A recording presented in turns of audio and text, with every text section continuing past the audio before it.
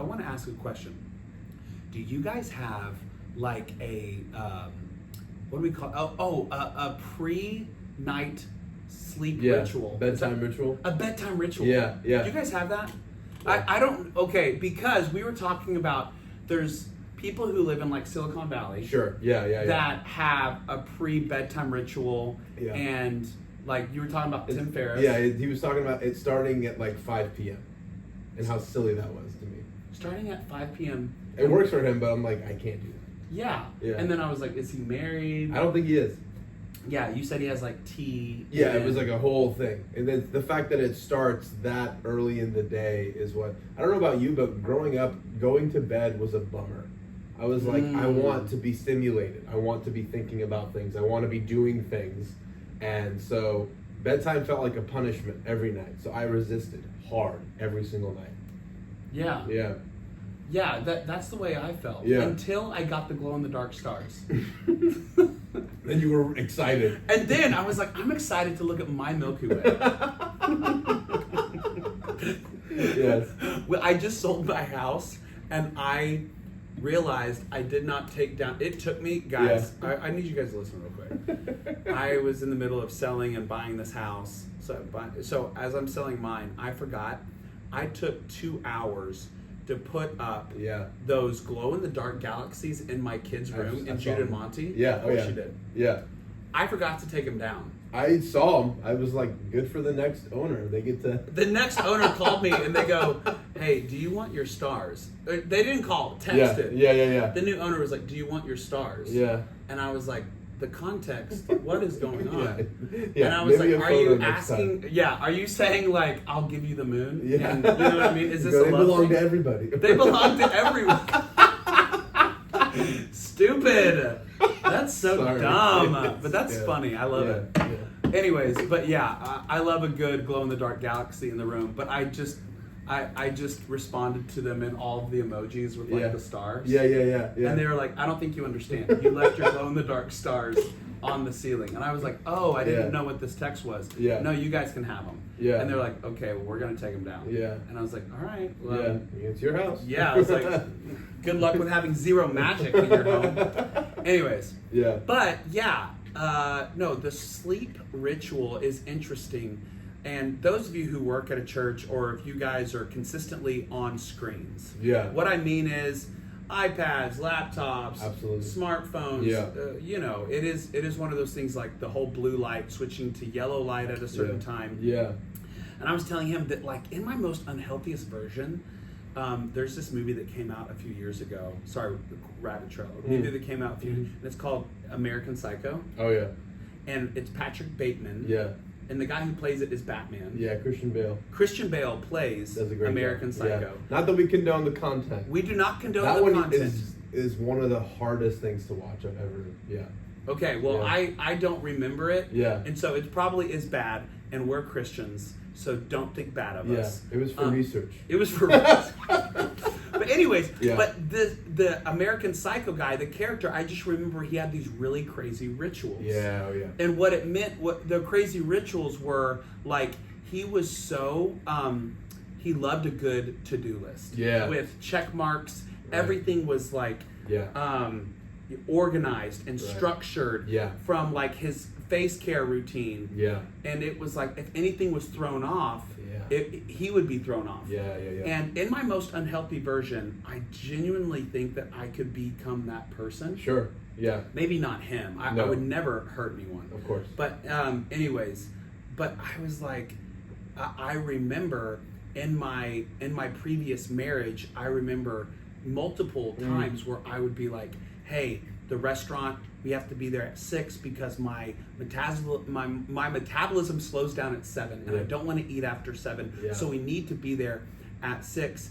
And if she was late, I would get upset. Sure. And I was like, is this the way to live? I genuinely had to ask myself and be like, okay, am I just going to be a miserable person? Yeah. You know what I mean? Sure. Like I was telling Arvin last night, we had our midweek service. Pastor Daniel Henshaw brought a really great word on faith. And afterwards, I was praying for this guy at the altar. You know, we train all of our staff. Go down front, make sure that you pray for someone at an altar. Yeah. And this individual was talking to me, and I genuinely felt like I was supposed to just stay there with him. I don't always feel that, but I did. And then as I was driving, I lived 30 minutes away, and I was like, oh man, I do have a nighttime ritual where I lay my clothes out the night before. I take this magnesium drink called Calm. Absolutely. Have you guys ever heard of Calm? Yeah. Anyways, sponsor us. Yeah, I was gonna say. I hope so. I wish. Yeah. But it basically relaxes you, and it's not a big nighttime routine, but it is something that I do. And I was like, oh man, I'm not going to be in bed by 9. I'm going to be home late, and I'm going to... And then I was having this conversation in my head, and then I was like, wait a second. This is my life. Like, I'm supposed to be doing ministry. And there's just certain times where things are not going to fit into my structure. Yeah, absolutely. Absolutely. You know what I mean? 100%. Yeah. Oddly enough, this really points to life behind the scenes. Yeah. Very much. Because what it got us onto was the idea that you can't control the majority of your life, or if you have a kind of life where you're not in complete control of everything, not just you personally, in general. I'm this way as well. It is the case that you might take out your frustration over what you cannot control over the things that you can. So guys like us, and maybe people watching, listening, you get really rigid. So like for you, it was your meal time or your this or that. For me, it became like I have to pack my gym bag the evening before, because if I want to be at the gym in the morning, I absolutely have to just wake up, put on my workout clothes, and get out. And I need my outfit in the bag. I need it folded a certain way. There's been a whole, I've gotten better about it, but like the way that I would fold my t-shirts, my wife Daniela would be like, I'm just not going to do your laundry. Like, you're going to have to, because I would refold everything. There's a certain way I like to fold. And even, like, there are certain shirts I fold differently than others. You know what I mean? I have this, like, if you saw my closet, it is extremely, like, very organized. And I think that's my expression of the same thing. And the reason that applies to being on staff at a ministry or life in general is you're serving a God who is unprecedented every single day. Unprecedented. Meaning, what does that mean? I know what that means, but for the listeners, you're not going to control him.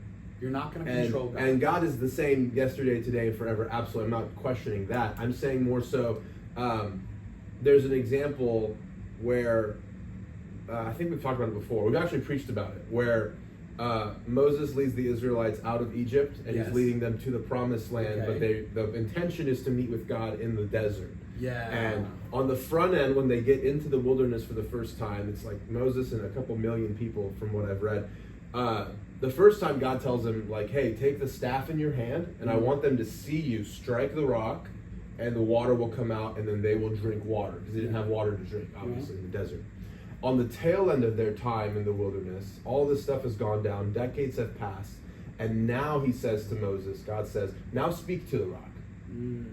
And Moses does what worked before because of it being in his control. And so the point I'm trying to make here is you cannot... He does what worked before, which means he struck the rock instead of speaking. That's right. And God goes, because of this, you're not going to go to the promised land. Yeah, you're not going to enter it. So Moses had to overcome his speech impediment, get the 10 Commandments, talk to God one-on-one, the only one kind of to see God's backside. That's what it says in the Bible. Part the Red Sea, leading millions of people for 40 years. And the thing that kept him from the promised land was doing something. At the end of it, he was more confident in honoring the tradition that had worked before than I'm going to do the thing that God's telling me to do now. And the reason I bring this up is because I think I know a lot of people who, regardless of what decade they're in, 20s to all the way to 70s and 80s, it's not a thing that you organically grow out of as an adult, and that's why it's worth mentioning here. You can fall into a trap where it's like, I'm going to make a business out of smacking the rock with the staff. And I'm going to build a brand off of it. And even if not in a business sense, like you as a person, your personality, how you approach life. I see where you're going. This is my thing. This is my thing. This is how I am. This is what I do. You've seen it where I love the personality tests and all of the, Enneagrams and stuff, but there's a shadow side of that.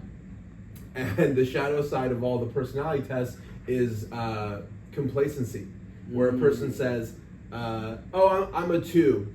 This is how I am. And then they're like, oh, I'm Irish, so I get angry. Yeah, they just accept whatever. And the point I want to make is that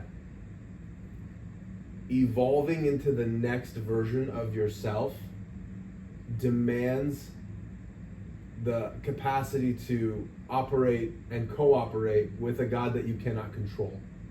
So coming back to your nighttime routine and how you do life, if you are a rigid person, even though rigidity works, sometimes, in some categories, in some categories, like for me, I have to have a very structured life of I'm coaching at this point in the morning, I'm working out at this point in the morning, and then in the afternoons I'm in the church side and I have to make sure that the campuses are I do have to have structure. Yeah, absolutely. And but I don't want structure to become my God. That's right. That's where rigidity comes 100%, in. yeah. And I think that it is very, very, I remember, I'm not saying that this person is rigid. I remember reading a book where Rick Warren, over Saddleback Church in California, he would set aside, it was like a time in the summer where it was like a month, and he would go, the next 12 months, this is what I'm preaching on. Yeah. And for 1 month in the summer, he would disappear and he could actually outline his sermons for 12 months. Incredible. And what was incredible, what was even funnier was when I remember reading this as an intern underneath our youth pastor a long time ago. What was funny is that then our youth pastor at the time was like, and so that's what we're going to do. Yeah. Oh, yeah. And I was like, wait. Bruh. Yeah. And I'm like, okay. And so we literally tried to do what Rick Warren did. Yeah. It did not work. Sure. I can And it was just and it is funny when, I know you're not saying this. Sure. Guys, we kind of just jump track right now. Sure. We're now talking about borrowing other people's structures. Oh, yeah. Oh, interesting. But that structure works for Rick Warren, but I'm sure that there is a moment in times where he was led by the Spirit and had to move out of that structure. Sure, yeah. But he couldn't put that in the book. Yeah. You know what I mean? Yeah. Because it's I bet you if he went back and he read that book today, he would go, oh, well, there was definitely times where I went outside, because God was speaking me to do this. Yeah. Because he hears God's voice. Right. But when someone reads it and they're like, all right, this rigid structure worked for this person. Yeah. So now I'm going to do it. Yeah. It's it's hilarious to me that sometimes whenever I go to the gym and there are people who are swolled up and they're following Arnold Schwarzenegger's plan. And I'm like, you are not a 6'4" Austrian. Right. With jeans of broad shoulders. Sure. And so you're upset that this workout isn't working. Yeah. Or that you're like, oh man, I missed yesterday because I've been going hard for 7 days a week. Yeah. And I've been doing, upper low. And I'm like, yeah, because this worked for Arnold Schwarzenegger. That's right. But not you. Yeah. Okay, another thing I have to say, guys. Okay, this is a sidetrack to the sidetrack. Listen to this podcast. Okay, behind the scenes of our best days. When there's also some things that individuals will borrow for their personality. Oh. And I go, I don't buy it. Yeah. I don't believe in it. Yeah. There is, sorry, I don't want to be that guy, but I go to a CrossFit gym. Yeah. And in these groups, there is a group of women. They are so kind. Yeah. They are nice, but there is a genre. Sure. In this genre, I'm not bashing them. Yeah. But they are fitness mamas. You know what I mean? Yes. And again, they're all sweet, and God has a plan for their life. Absolutely. But sometimes, I do think that they're, for instance, this individual, whenever they come in and they start talking and they are all, and they go, oh girl, I hear you. Oh, the other day blah, blah, blah, blah, blah. Oh my goodness, Cheryl, I can't with you. And when they say, I can't with you, I go, I don't believe anything you say. Yeah. Because you just heard some word on TikTok. Yeah. You're a mom of 4. Yeah. You are not allowed to use trendy sayings. Do you know what I'm saying? I do. It's like, it applies to a lot of people. Oh, yeah. In fact, if you are... It's you know what it's giving? It's giving, me saying it's giving. Yeah. I'm a 40-year-old man. I'm a 40-year-old man, and me saying, oh, you know what? It's giving me my boo. Yeah. You know what I'm saying? Yeah. Another thing is like if there is a pastor in the middle of a sermon, and he's between 40 and 50, and he goes, bye, Felicia. And I go, you cannot say that. Yeah. You are not allowed to say that. Yeah, no, literally unsubscribe. You're in the room. I'm in the room, and I yell. I go, unsubscribe. Yeah, exactly. Like, be who you are. That's right. Dude, own it. Yeah. But whenever people start borrowing little quips and idioms for their personality, it is so cringy. Yeah. I don't say anything. Sure. I just am like, man, I liked you. And then now you had to do something cringy. Yeah. It's an exceedingly human thing because people, like you remember being a kid, at least in my case, I'll speak for myself, every movie I saw that was like an action movie, a Tom Cruise Mission Impossible thing, I left the theater thinking, that's my new psyche, persona, personality, that's how I'm going to think. That because I wanted to be, and I believe that's what's still happening. Yes. And social media has made that increase significantly, which points to a very human, sweet thing that's like, people want to know how to be. And they're trying to figure out. Okay, guys, you know I now what I mean? feel bad for saying it. No, it's so if you're 48 and you say slay mama,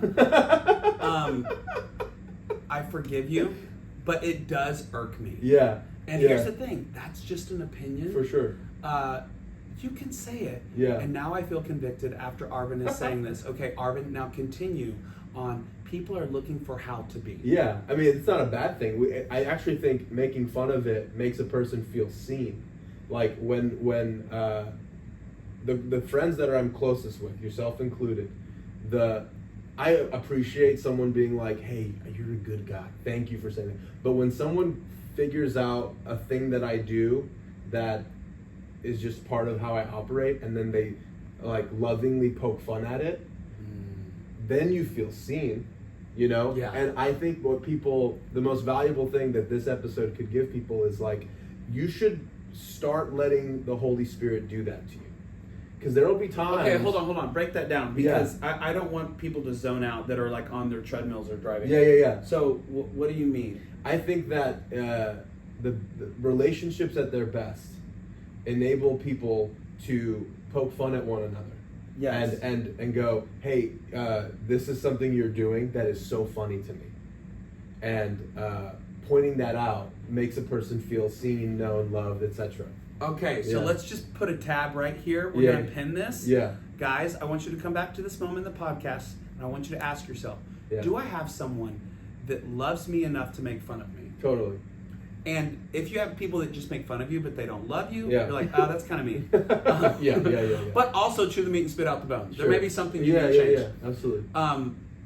But secondly, it is good to have someone that makes fun of you because I genuinely believe it's healthy. Mm-hmm. The best thing in my life was that I had a bully. Absolutely. No, I'm not saying to be a bully. No, of course. But I do think. Yeah. Arvin, we're going to come back to what you're saying. Yeah, don't lose your track. I won't. Of mind. Yeah. Yesterday, I was meeting with our campus pastors at Victory Manford, Yeah. Scott and Gabrielle Larison. Yes. They're awesome. When I meet and when I talk, after I say something, I say the term. Does that make sense? Yeah. You guys have probably heard me say it, but I will tell a story or I will say some concept because I think that I am a thought leader. Mm-hmm. And then I'll go, does that make sense? Yeah, I'll put my fingertips together. Go, does that make sense? Yeah.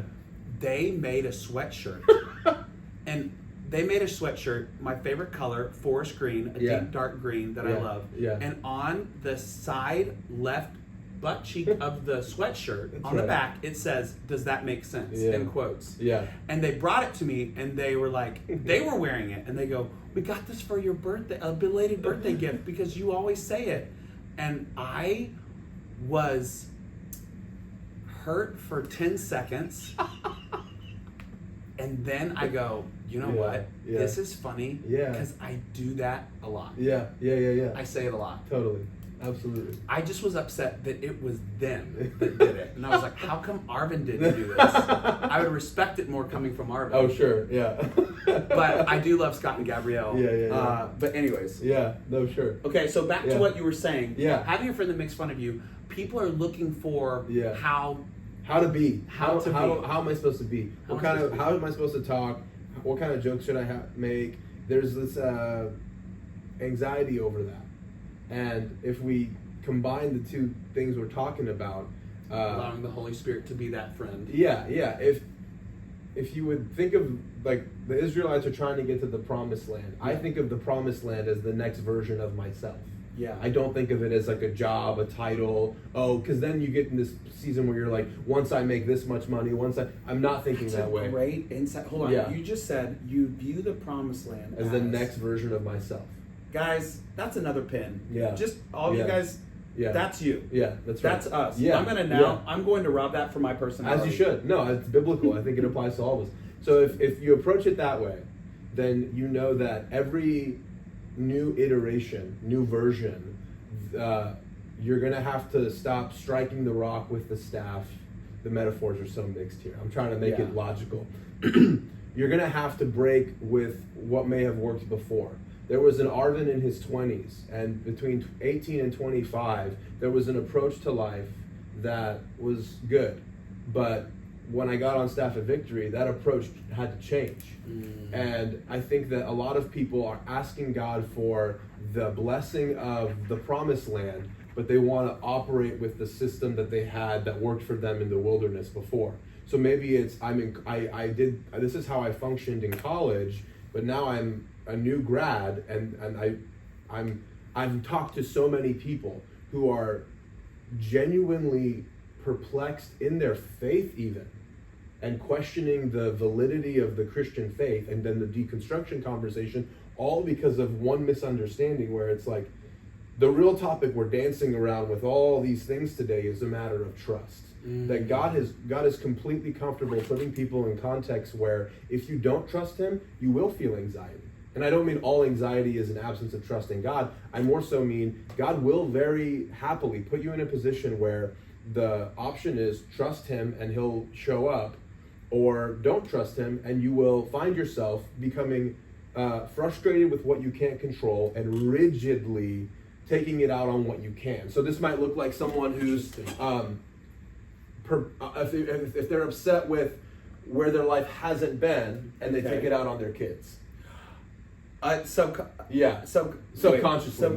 Where it's they're taking it out on their kids. Absolutely. And then, you've seen it in movies or a TV show where the girl will be like, "You're angry at me because you're not following your dreams." Sure, yeah, something like that. Yeah. Exactly. I mean, every particular category or genre of person can have this available to them because it's a very human thing. Yeah. So the point being, it is only by trusting what God is saying now today that enables you to become the next version of yourself. And if you ignore that, the anxiety and frustration over the changing, like my wife is becoming a therapist. Yay! And so it is aggressively changed. Yes, I'm very proud of her. She's very good at it. She's my therapist, which is a conflict of interest, but we'll figure it out. But like, it's shifted her schedule in such a way. She's working full time in the missions department at Victory, and also studying full time to do this. Wow. So the adjustment was, hey, I think Arvin, the guy who's not also in grad school, you're probably going to do dishes more for the next 3 years. You're probably going to do more laundry. You're probably going to do more of the house stuff because this girl's got all this stuff going on. So it's been helpful to me. I know that's a story that makes me look really good, but meaning that like... No, but I'm glad that you stepped your butt up. No, absolutely. I needed to. It was a responsibility. And the point being that as seasons change, I watched her have to go from the rigid schedule she had to this is now how I'm going to do it. And this is how I have to adjust. And what's interesting about that is over time, the things that you have convictions about, they get more consistent, and the things that you don't just fall away. As time goes by. Yeah. I'm so glad you said that. Yeah. That's really good. I love that you said, as you evolve and you go into a new promised land of a new version of yourself, the things that are your core convictions, your core values, they float to the top. Yeah. And all the other petty stuff just kind of floats away. That's right. All the other bull snot is what Pastor Paul says. That's right. Baloney. Yeah. Yeah, bull snot. Baloney. Yeah. But okay, so and I love to see this in characters on TV shows where there's like 5 seasons. Yeah. Or absolutely. I saw this in my mom, Pastor Sharon. Yeah. My mom was the funny laugher, teller of jokes, class clown with my dad. Yeah. So my dad was the straight-laced conservative preacher guy. Sure. And then my mom would ha ha. She has this like iconic laugh. Totally. Yeah. And if you guys have never been to Tulsa, Oklahoma or to Victory, we have so much footage of them doing like TV shows together on TVN and stuff. And my mom just wild laugh. Yeah. Oh yeah. My dad also had a wild laugh, but my dad was definitely more straight-laced. Yeah. And so my mom, in that season of her life, was the ha ha, kind of like the fun, loving Labrador. Yeah. So my dad passed, and she was shell-shocked for a few years. Sure. And then recently, my mom has become a pit bull. Yeah. Because she's like, I will only vote for someone that stands with biblical values. Sure. She's very big. Yeah. She's very big on like Christians United for Israel. Yeah. Like she will say exactly what she thinks, and she does not care if you like it or not. Right. But she'll look at you and she'll be there to pray with you. Totally. Through it. Yeah. Like she's not mean. No, sure. She also is like, I'm gonna say what I think. Yeah. And there's times now. Trust me, you guys all have those interesting relationships with your mom. I do too. It's just the only difference is I work with her. Yeah. So, which is an interesting facet. But I have enjoyed her, like she does weddings and funerals. She will be at a funeral of someone who was murdered. Oh wow. This has happened multiple times where someone was shot or murdered or something like that. And she will say, at a funeral, she will go, this person was not living for God. Oh, wow. She will say this at a funeral. Oh, wow. And she will say, God had a plan for their life and God loves them. Yeah. But this person was not glorifying God with their life. Wow. And today, you can make a decision to glorify God with your life by giving your heart to Jesus. Wow. And she will do an altar call at a funeral. Yeah. She will do an altar call at a wedding. Yeah. And there are people who will go, what are you doing? Yeah, what's going on? She's like, stop asking me to do funerals if you don't want me to do an altar call. Yeah. I see. And she's like, I do this, period. Yeah. And I love it because I'm like, you are kind of crazy. Yeah. In a good way. No, of course. And so what it has given me freedom to do is become more of that. Exactly. Yeah. So there's this TV show that I've watched, and there's this girl, she has these friends with these other girls, and she's one of those people that says whatever will make her liked in that moment. Right. And you guys probably know people at your work, or maybe in your family. Yeah. You know, the type of people who you go, this is a fake example. This is not real. Yeah. Hey, we are going to paint the fence white. Oh my goodness, I love that. You are so brilliant. A white fence, I think, is beautiful. It's going to look like a magazine. Goes over to the other person. Yeah. Why are they painting their fence white? It's gonna look cringy. I know. That's what I was thinking. But like, you know them. They're just gonna do what they want to do. Yeah. And but yeah, I actually think white is pretty tacky. Yeah. They're different people around different people, and they are agreeers. Right. They're like chaff blown in the wind. Is what the Bible says. Yeah, that's true.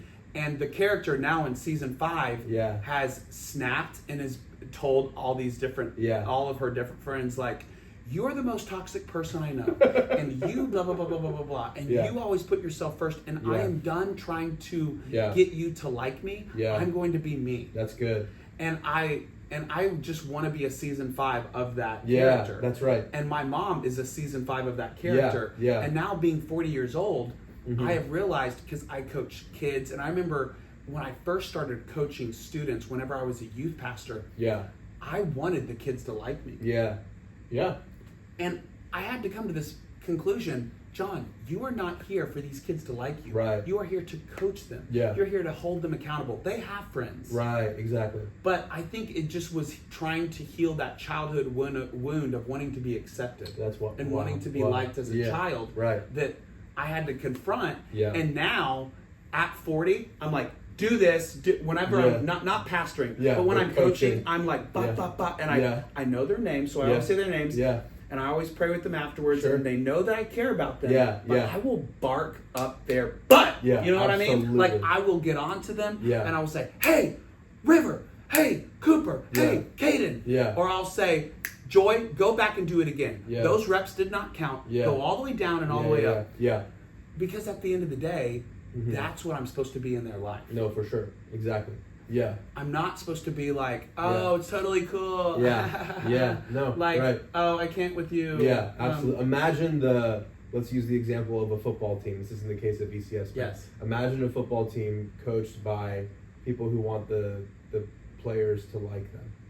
It's like, I feel like, you know what I mean? Like they give them, you don't have to come work out. You don't have to come do, like, there's nothing's going to happen there. And I think on a macro level, generationally speaking, millennials, Gen Z, whoever, I am watching people do that with their kids. And I'm watching people my age who are now in their late 20s and 30s who have never known the benefit of stern authority speaking the truth in love. Speaking the truth in love. They see it as opposite sides of the spectrum. There's rigidity and being authoritative, and then over here there's love means like no structure. I get to do whatever. I get to say whatever. I don't have to work out. I don't have to do, and it's that whole thing of like good times make soft men. And good times make soft men. And it's like, well, soft men create hard times, and hard times create good men. So we're kind of say that again, but very slow for anyone, because I love that quote, and I know that quote, but other people may not know it, because I think this quote may change the way you parent and you do things. I think it starts with hard times make good men. Good men and women make easy times, and easy times make soft men and women. And then soft men and women create hard times. So there's this cyclical pattern. It's a cycle. And it's not like we're that's been determined and that's what it's going to be. You can decide that for yourself. Like the other day, I'm leaving the office. I'm exhausted, and I had not worked out in the morning that day, that's why it's the best time for me to do it. And I'm driving, and I just noticed in the middle of a podcast, like, oh, I'm already at the gym. I don't want to be here. I'm halfway through my run, and I still haven't decided if I want to run or not. You know what I mean? Like, it was such an automatic, this is what we're going to do. It's that atomic habits thing you mentioned earlier. Like, I've decided a long time ago, I'm going to do this. And now we're 2 miles in.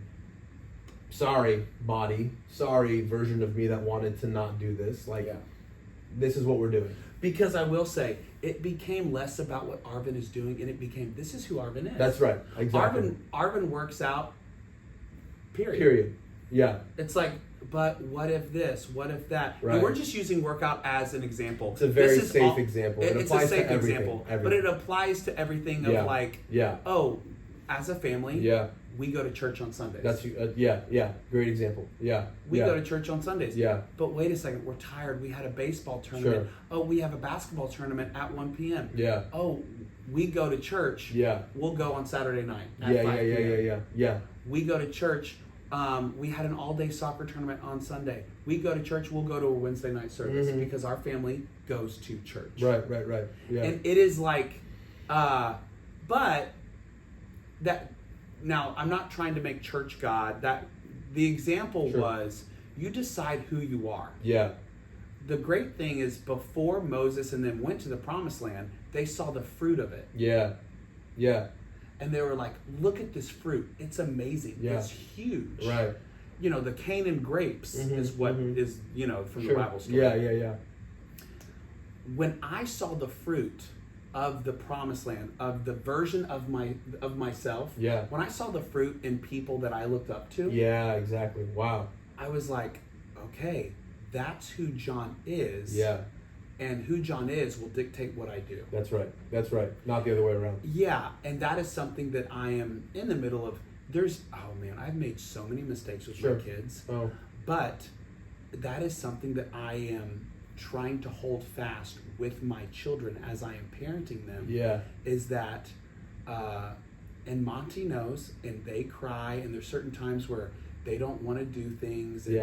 But I don't do things for my kids to like me. Right. My job as a dad is not for my kids to like me. Which sounds crazy. No, sure. Yeah. My job is to be a dad. And to parent them. And to guide them and to construct them and to love them. That's right. Now, yes, I have forced them to do things, whether it is work out, exercise, play a sport, or go to church. And then I'm like, afterwards, let's go to CC's Pizza. Sure, yeah. You know what I mean? Totally. Or we'll do donuts on Sunday. That way they look forward to Sunday because they attach church with donuts. Yeah, that's right. Right. You know, I do a reward. I'm not just like a taskmaster. Sure. But I will not budge in my core convictions. Now, that rigidity are things to where I'm like, okay. Yeah. But that is John. Sure. Those of you who are listening and watching, you know what yours are. Absolutely. So please do not do what John does. You need to do what God has told you to do. Yeah.